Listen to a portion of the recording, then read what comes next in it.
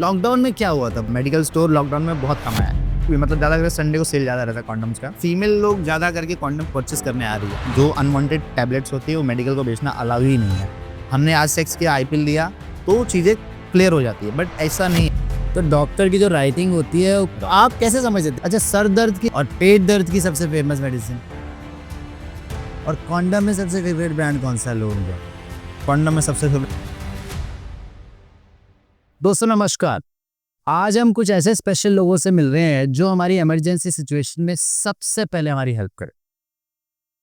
नमस्कार जी। नमस्कार। अच्छा, आपका नाम क्या है? पहले मेरा नाम कृष्णा भगत है। कृष्णा भगत। तो आप करते क्या है? ये क्या चीज है? ये फार्मेसी स्टोर है। हाँ, फार्मेसी शॉप एक मेडिकल शॉप ऐसी है जो डॉक्टर से पहले हम सबसे पहले फोन करके कोई ना कोई दवाई मंगाते हैं, जाते हैं, है ना? तो आपने अपना नाम क्या बताया? कृष्णा भगत। तो इनका तो नाम ही सेवियर है। हाँ, एज यू कुड अंडरस्टैंड, ये खुद सेवियर है और इनकी जो शॉप है हम सबको, दुनिया को बचाती है। अच्छा कृष्णा जी, एक बात बताइए कि एक सवाल है कि जो मेडिकल शॉप होती है उसका क्या कोई टाइमिंग होता है? रात को बंद होती है क्योंकि रात को भी इमरजेंसी हो जाती है? एक्चुअली मेडिकल स्टोर दो टाइम चलती है, एक तो डे नाइट होता है और एक 12 घंटा चला सकते हो आप।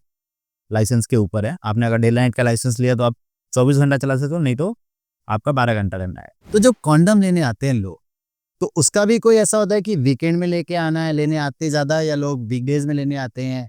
वो तो मूड के ऊपर डिपेंड करता है। हाँ, ये बात बिल्कुल से मतलब कभी भी लेने आ जाता, कभी भी, मतलब ज्यादा करके संडे को सेल ज्यादा रहता है कॉन्डम्स का। कॉन्डम में बेसिकली जैसे उसमें भी कोई क्राइटेरिया होता है कि अगर कोई बच्चा टाइप आ गया आप उसको नहीं देंगे, या कोई बच्चा आके बोले कि मैं अपने पापा के लिए लेने आया हूँ?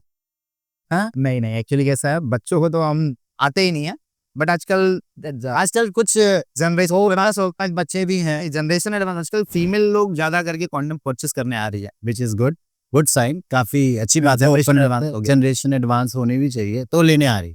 बट आपके यहाँ कोई ऐसा नहीं है कि जो अगर कोई फीमेल आ गई या कोई अंडर एज बच्चा आ गया, कोई ओल्ड अंकल आके बोले मुझे कॉन्डम चाहिए, तो अब आपका तो बिजनेस देना ही है। मैं तो कॉमन नो जजमेंट, या ऑफ कोर्स मैं जज नहीं कर सकता, मेरा काम है करना। काम है, that is also part of the your routine. Wonderful. अच्छा, आजकल जो अभी हम चल रहे हैं फेज में, आजकल ऐसी बहुत सारी मेडिसिन है। एक मेडिसिन है जो है कॉन्ट्रासेप्टिव, या कॉन्ट्रासेप्टिव पिल्स, चाहे वो मेल मांगने आए या फीमेल मांगने आए, उसमें कुछ रूल्स हैं? आप ऐसे दे सकते हैं? नहीं दे सकते हम। एक्चुअली वो क्राइम है। जो अनवांटेड टैबलेट्स होती है वो मेडिकल को बेचना अलाउ ही नहीं है। करेक्ट। वो मतलब क्राइम है, बहुत बड़ा क्राइम है, क्योंकि वो चीजें कभी कभी क्या होती है, देने के बाद पेशेंट पे हाइपर बिल्डिंग में चले जाता है, फिर पेशेंट की डेथ भी हो सकती है। तो स्पेशली उस चीज को हमारे फार्मेसी में बैन किया गया है। मेरे नहीं, पूरे ऑल ओवर बॉम्बे बैन है वो। कुछ लोगों को आज भी लगता है जैसे कि आईपीएल, हमने आज सेक्स किया, आईपीएल लिया तो चीजें क्लियर हो जाती है, बट ऐसा नहीं है। उसका एक ओवुलेशन टाइम होता है। वो टाइम में अगर देते हो, जैसे कि आईपीएल पे लिखा था 72 घंटों के भीतर एक गोल हुई, वो आईपीएल काम 72 घंटों के भीतर ही करता है, बट लोग को प्रेगनेंसी हो जाती है उसके बाद भी वो आईपीएल देते हैं जब पॉजिटिव आने, बट उसका कुछ काम ही नहीं होगा उससे। करेक्ट, ऐसा है। करेक्ट। लॉकडाउन में क्या हुआ था? बिल्कुल जीरो हो गया था या एकदम सीधा आपने मशीन वगैरह खड़ी कर? नहीं नहीं, ये सिर्फ कहावते हैं कि हमने मेडिकल स्टोर लॉकडाउन में बहुत कमाया। एक्चुअली ऐसा नहीं है। मैंने तो सुना बहुत है कि यार, आपने सुना है, बट रियलिटी मैं बता रहा हूँ ना। हाँ। जो बड़े शॉप ओनर थे उनके लिए चीजें आसान थी, बट जो छोटे शॉप ओनर थे उनके में प्रॉब्लम ये था कि चीजें हमें भी अरेंज करनी पड़ती थी। उस टाइम पे सब कोई घर पे बैठा है। करेक्ट। सिर्फ हम आपका ऑर्डर आ गया, मुझे ये दवा चाहिए, करेक्ट, अब मेरे पास नहीं है, मैं कहाँ से लाऊं? क्योंकि सामने से मार्केट से दवा है कि नहीं है, क्या है, आदमी का शॉर्टेज हर जगह था। आसान नहीं था लॉकडाउन हैंडल करना, बट ठीक था कि हमने किया। तो एक जो क्वेश्चन जो हमेशा मेरे दिमाग में रहता है जब भी मैं मेडिकल शॉप पे जाता हूँ कि इतनी दवाइयां हैं आपके पास, इतनी, कोई खांसी की, कोई सर दर्द की, ये इतनी दवाइयां आपको, कोई आता है कस्टमर की मुझे जरा खांसी हो रही है दवाई दे, फटाफट निकाल के दे, ये आप कैसे, कोई लिख के तो मुझे लग नहीं रहा आपने लगाई, कैसे अंदाजा लगा? एक्चुअली सारी चीजें सिस्टमेटिक अरेंज की गई है, कंपनी वाइज अरेंज की गई है। तो उसमें क्या रहता है कि मुझे एक टाइम लगता है समझने में, ठीक है, कि आप कैसे सीख सकते हो। पहले सीखना होता है, फिर सीखने के बाद आप हर चीज अपने हाथ से अरेंज करते हो तो आपको आसानी से मिल जाती है।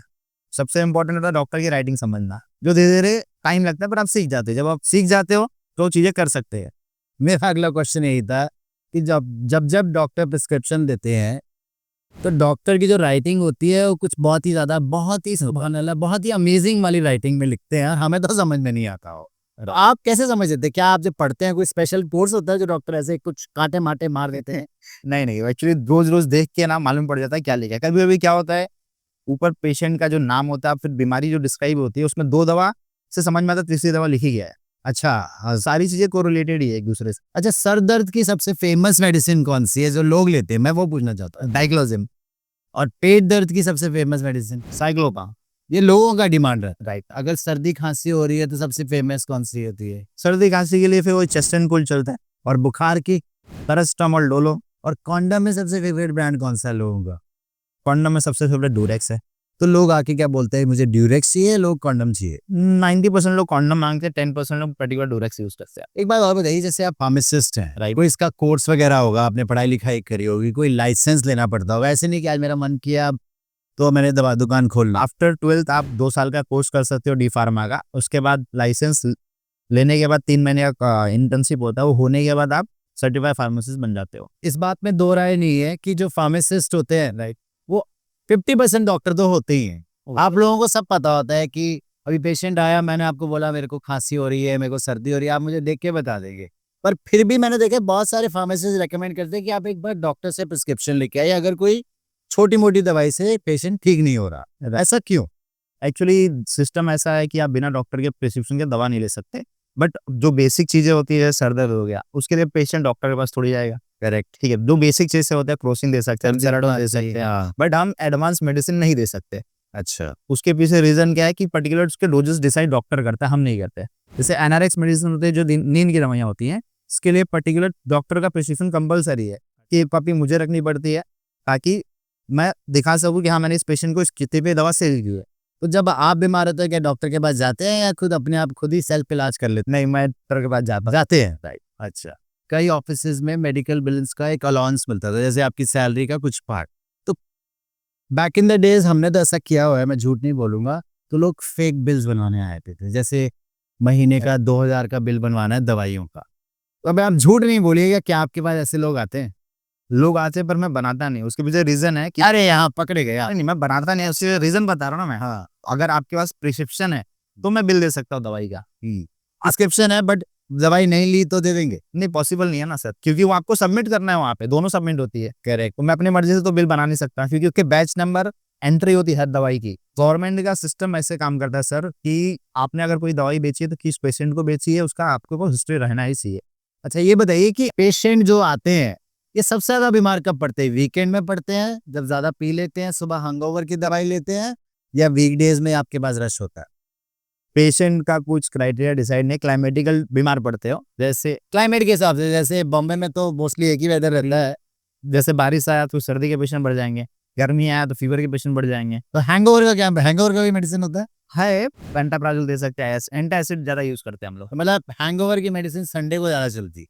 सर, मंडे को चलती है। मंडे को चलती है, अच्छा। अच्छा, पर सबसे ज़्यादा कौन-सी बीमारियाँ होती होंगी, जैसे ओवर द काउंटर मेडिसिन की? क्या ऐसा कुछ जो फटाफट लोग रोज़मर्रा आते ही आते हैं और आपको स्टॉक रखना होता है? सर दर्द हो गया, हाँ, एंटासिड हो गया, ये बेसिक है, ये कॉमन है। हाँ। फीवर के लिए नहीं दे सकते, बट सर दर्द के लिए और एंटासिड गैस की दवाइयाँ ज़्यादा बिकती हैं। अच्छा, एक और सवाल है, जो दवाइयों के रेट है ना, मैंने देखा पहले ना साल भर साल में बढ़ते थे, कम होते थे, अभी क्या है 2-3 महीने में बढ़ जाएँगे। आजकल ऑनलाइन में कुछ आएगा, ऑफलाइन में कुछ आएगा, डिस्काउंट भी होता है एक मार्केट में भी। तो लोग बड़े परेशान होते हैं, आपको क्या लगता है ऐसा क्यों हो रहा है? दवाइयों के रेट ज़्यादा करके बढ़ते हैं, घटते नहीं हैं। पहली बात तो ये है, करेक्ट। तो वो कंपनी डिसाइड करती है, वो हमारे हाथ में कुछ नहीं है। गवर्नमेंट ने हमारा एक मार्जिन फिक्स किया 20%, हाँ, उतना हमको आता है। 20% मार्जिन हर कंपनी हमें देती है। करेक्ट। बट उसमें जो बड़ी-बड़ी कंपनियाँ हैं, अभी मुझे पता है कि दवाइयाँ कितने में बनती है। ₹10 की मैन्युफैक्चरिंग कॉस्ट है, ठीक है? उसको 100 में बेचे, 200 में, जो कंपनी का काम है। कई बार हमने पढ़ा है कि जो फेक मेडिसिन्स का भी एक मार्केट है, जिसमें फेक मेडिसिन्स हो गया, एक सब्स्टिट्यूट हो गया कि डॉक्टर ने कुछ लिखा एबीसी और केमिस्ट ने दे दिया डीईएफ, पर सॉल्ट सेम है। वो क्या एक ऐसा चक्कर होता है, वो मैं आज तक नहीं समझ में। मैं आपको समझाता हूँ। देखो कैसा है कि डॉक्टर जो ब्रांड लिखता है, डॉक्टर वो ब्रांड पता नहीं, उसे पर्टिकुलर कंपनी सजेस्ट करती है, सर मेरा ब्रांड लिखो, तो डॉक्टर वो ब्रांड लिखता है। Correct, right? करेक्ट। उसके में क्या होता है कि खांसी की दवाई आप ये एबीसी लिख दे। राइट, हाँ, अभी उसमें कुछ ही ड्रग है जो चीज़ों के लिए यूज़ होता है, जो मुझे पता है, ठीक है? अभी उसमें जो एमआरपी का होता है, जो सब्स्टिट्यूट पता है, मैं आपको समझाता हूँ। सब्स्टिट्यूट में क्या होता है, अब वही दवा है जो गरीब पेशेंट है, जो अफोर्ड नहीं कर सकते, मैं उन्हें सजेस्ट करता हूँ कि आप एक काम करो, आप ये नहीं ले सकते, आप ये ले लो, ठीक है? दोनों का सॉल्ट सेम है, आप ले सकते हो। करेक्ट। और मैं आपको बताना चाहता हूँ, जो फॉरेन कंट्री है, हाँ। वहाँ पे डॉक्टर ब्रांड नहीं लिखते हैं, ड्रग लिखते हैं। अच्छा, या जैसे पैरासिटामोल लिखते हैं। या राइट। एक फार्मासिस्ट को पुराने ज़माने में देखा जाता था कि एक बंदा बोरिंग सा होगा, बैठा होगा और कर रहा होगा। तो आपने ये प्रोफ़ेशन क्यों चूज़ किया? कुछ अपने बैकग्राउंड के बारे में बताइए। एक्चुअली ये प्रोफ़ेशन चूज़ करने का सिर्फ़ एक ही रीज़न है कि मुझे लोगों की मेडिकल हेल्प करने में बहुत अच्छा लगता है। क्या बात है! और मैंने 12th के बाद यही चूज़ किया, ये रीज़न बस इतना ही है कि मुझे हेल्प करके अच्छा लगता है बस। भले वो कोई भी टाइप की हेल्प हो, बट फार्मेसी में होने का ये रीज़न है कि अगर किसी के पास दवाइयाँ के लिए पैसे नहीं है, तो अगर उसको 10-20 रुपए की कम पड़े या 100-200 का कम पड़े, मैं हेल्प कर दूँ, सामने वाला ठीक हो जाए, ये मेरे लिए मैटर करता है। ओह वाह!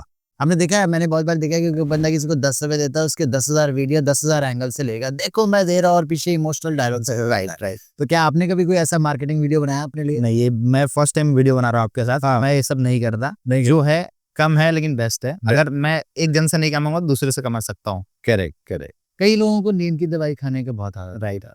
तब आप क्या करते हैं? हम नहीं बेच सकते, उसके पीछे रीज़न है सरम क्लियर कि मैं अगर कोई नींद की दवा बेचता हूँ, तो उसके पीछे मेरे को रखना पड़ता है नोट। और आजकल की मैं आपको अब बताना चाहता हूँ, इस टाइम पे सबसे ज़्यादा डायबिटिक सिरिंज की सेल बहुत, वो एक मैं आपको इन्फॉर्म करना चाहता हूँ, बट मैं बेचता नहीं हूँ। अच्छा, एक चीज़ बहुत मेरे दिमाग में बार-बार पनपती रहती, मेरे दिल में पनपती रहती है कि मैं पूछना है, ये जो जेनेरिक मेडिसिन होती है, उसपे 80% कईयों का दवा डिस्काउंट मिलता है और कईयों पे 20%, 10%, ये इतना मेजर डिफरेंस क्यों है? मैं आपको बताना चाहता हूँ, ये कैसा है कि जेनेरिक मेडिसिन कैसी होती है, इसका ब्रांड प्रमोशन नहीं होता।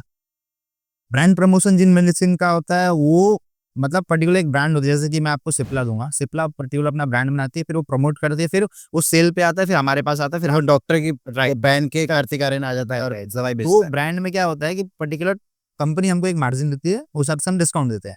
और जो जेनेरिक मेडिसिन होती है, उसमें कैसा रहता है कि कंपनी उसमें डॉक्टर तक नहीं जाती, वो डायरेक्ट मैन्युफैक्चर करती है, हमारे पास आती है, फिर हम सेल करते हैं, तो उसमें हमारा प्रॉफिट और मार्जिन बढ़ जाता है, ठीक है? तो अब मुझे पता है कि दवा ₹10 में आ रही है, उसकी एमआरपी भले 180 है, बट प्रॉफिट मार्जिन मुझे पता है, तो उस हिसाब से 80% डिस्काउंट हो सकता दिया जा सकता है। दिया जा सकता है। ये रीज़न है, कुछ गवर्नमेंट ऑथराइज्ड कुछ शॉप्स हैं जिसपे जेनेरिक आधार करके। आधार वाली शॉप, जेनेरिक आधार। उसमें मतलब सेम कोई विटामिन डी की मेडिसिन वहाँ पे आपको भी 100-200 ज़्यादा डिस्काउंट मिल जाता है। पर सारी दवाइयाँ नहीं होती, ये बात मैं बताना चाहता हूँ, सब नहीं है। राइट। ऐसा क्यों डिफरेंस है? अब मैंने आपको पहले ही बोला है कि डायरेक्ट मैन्युफैक्चर से रिटेल पे आएगा, तो बीच के लोग खत्म हो जाते हैं। ओके। बीच के लोग खत्म हो जाते हैं, तो उस चीज़ की रेट कम हो जाती है ऑटोमेटिकली, ठीक है? जैसे कि मैं आपको बोलना चाहता हूँ, जैसे सेल्केल है, जो ब्रांडेड है, जो सिम्पल है, वो जेनेरिक है। दोनों का सॉल्ट सेम है, हम खा सकते हैं। अब जो पेशेंट अफोर्ड नहीं कर सकते, जिनके पास प्रॉब्लम्स है, या जो समझदार पेशेंट है, जिनको पता है कि जेनेरिक और ब्रांड सेम है, हम खा सकते हैं। तो Krishna ji, thank you so much. आपने बहुत सारे क्वेश्चंस का आंसर दिया और इनफैक्ट कृष्णा जी ने एक बहुत अच्छा क्वेश्चन का एक जवाब दिया, चाहे मार्केटिंग के लिए या दिल से, कि ये प्रोफेशन में इसलिए आए हैं क्योंकि लोगों की हेल्प करना चाहते हैं। चलिए, मार्केटिंग के लिए ही बोला, बट कहीं न कहीं इनके दिमाग में ये थॉट है, वो बहुत बड़ी बात है। आजकल तो थॉट भी नहीं है लोगों के दिमाग में। ठीक है, इन्होंने इतना एफर्ट डाला, हमारे से बात करी, thank you so much. Thank you so much. हाँ, और बहुत ही इनका जो प्रोफेशन है ग्रो करें और लोगों की हेल्प करते रहें और फिर मिलेंगे। Thank you sir. Thank you Krishna ji. Thank you.